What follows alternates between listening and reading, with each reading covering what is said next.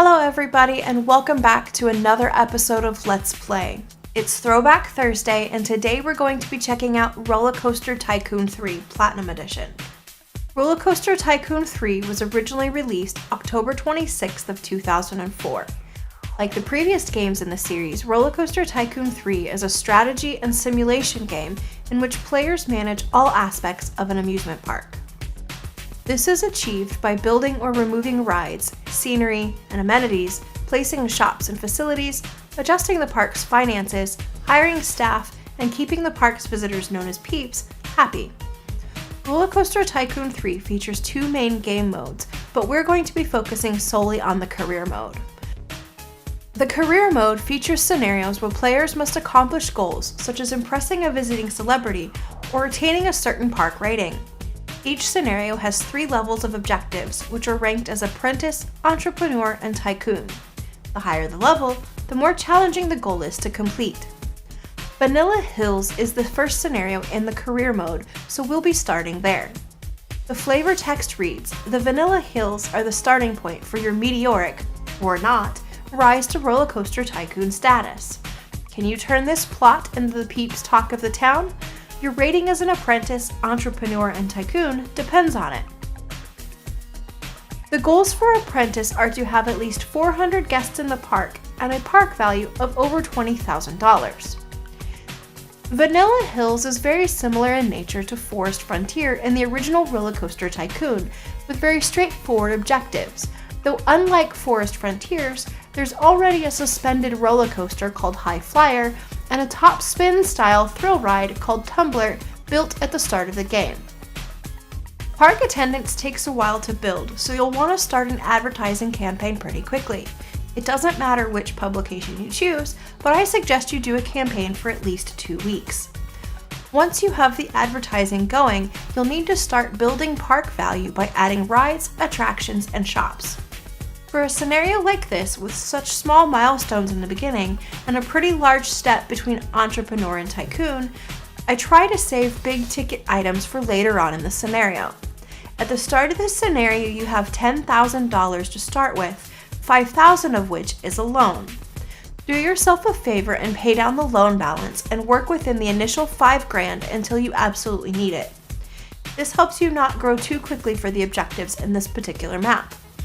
While this method will work for every scenario, I have found that more advanced scenarios may favor using a good chunk of the available loan up front, but that can actually hurt you in a case like Vanilla Hills.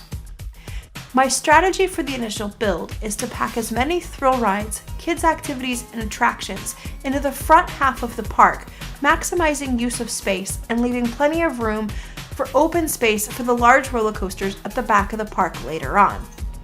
By starting with rides like the chair swing and the bumper cars, we are able to fit a lot of park value into a small space.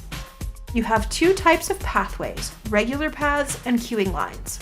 You always want to give your rides at least 1 tile of queue, but usually I try to connect my entrance and my exit with a snake-like queue to maximize line potential in a very tiny space.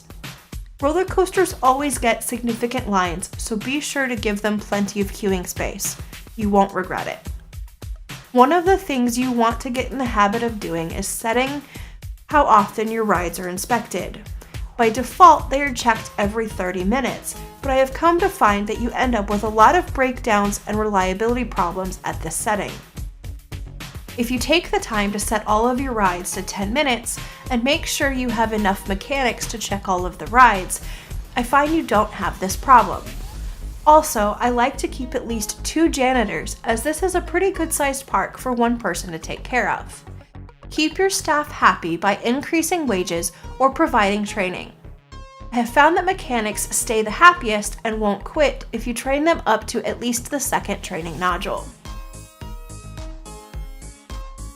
One of the things to keep in mind as you're continuing to build out your park is that your research budget is spread across all categories of research. So if there's something you know you're not going to use in a particular map, make sure to turn down or off the research for that category.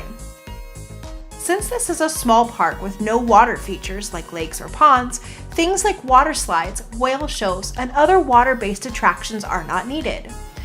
I also turned down the research on scenery, path types, and other items like that, as I'm happy with what I have to choose from for this particular scenario.